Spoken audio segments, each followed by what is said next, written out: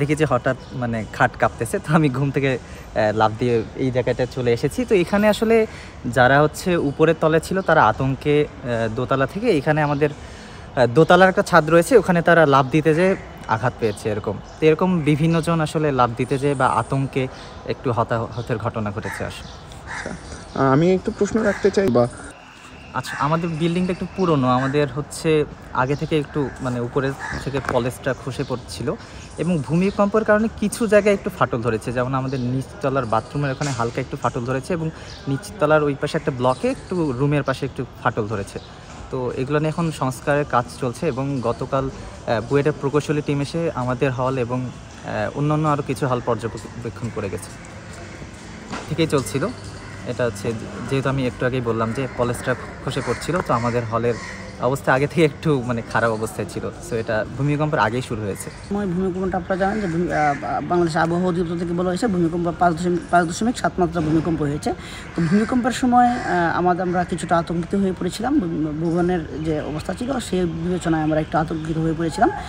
তো পরবর্তীতে আমরা যখন দেখলাম যে অন্যান্য এর তুলনায় ভুবনের তুলনায় যে মহসিন হলের অবস্থা আহামরি যে খুব একটা যে পলাস্তরা খসে পড়া বা বিল্ডিং হেলে পড়া বা বিল্ডিংয়ে ফাটল দ্বারা ওরকম আহামরি খুব সমস্যা হয় নাই। তবে হল প্রশাসনের উদ্যোগে এখন যে সংস্কার কাজগুলো চলছে এই কাজগুলোর মাধ্যমে আমার মনে হচ্ছে যে কিছুটা হলের অবস্থা কিছুটা উন্নতি হবে। তখন আমাদের একটু প্যানিক হয়েছিলাম, কিন্তু এখন মনে হচ্ছে না যে মহসিন হল, আমি বলবো না যে খুব একটা ভালো, আবার বলবো না যে খুবই খারাপ, যে ভূমিকম্প হলেই ভেঙে পড়বে। তবে এখনও মোটামুটি মানে বসবাসযোগ্য। হল প্রশাসন চিন্তা করেছে আফটার শক যদি হয়, তো আফটার শক যদি বেশি হয়, যে 5.7 মাত্রা ভূমিকম্প হয়েছে, এখন এটা যদি পরবর্তী ভূমিকম্পটা যদি আরও বেশি হয় তাহলে এটার জন্য একটা অপ্রত্যাশিত কোনো ঘটনা ঘটে যেতে পারে। তো শিক্ষার্থীদের নিরাপত্তার কারণে বিশ্ববিদ্যালয় প্রশাসন এই উদ্যোগটা নিয়েছে এবং বিশ্ববিদ্যালয় প্রশাসন চিন্তা করছে যে আমরা কোনো বড় ধরনের কোনো রিস্ক নিতে চাচ্ছি না।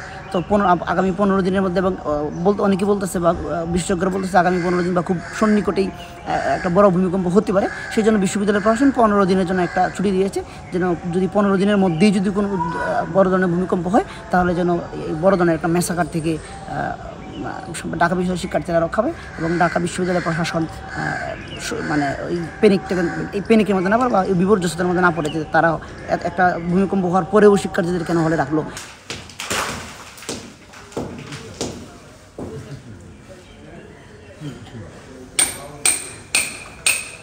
ভূমিকম্পের আসলে সবাই একটু আতঙ্কিত হয়ে গেছিলো। ভূমিকম্পটা একটু সিরিয়াস ছিল, যার কারণে কয়েকজন শিক্ষার্থী লাভ দিয়েছিল আর কি। এছাড়া মোটামুটি সবাই একটা আতঙ্কিত ছিল। এখনও পর্যন্ত আমরা এমন কোনো ফাটল দেখি নাই ভূমিকম্পের কারণে হয়েছে আর কি। এর আগে থেকে এমনি টুকটাক পলাস্তরা খসে পড়তো, এরা বিভিন্ন রুমে, এরা কিন্তু আগেও একটা মানে পলাস্তরা যেগুলো খসে পড়তেছে সেগুলো আগে থেকে প্রশাসন থেকে মোটামুটি ভাঙা হয়েছিল, যার কারণে নতুন করে কোনো পলাস্তরা খসে পড়ে নাই আর নতুন কোনো ফাটলও দেখা যায়।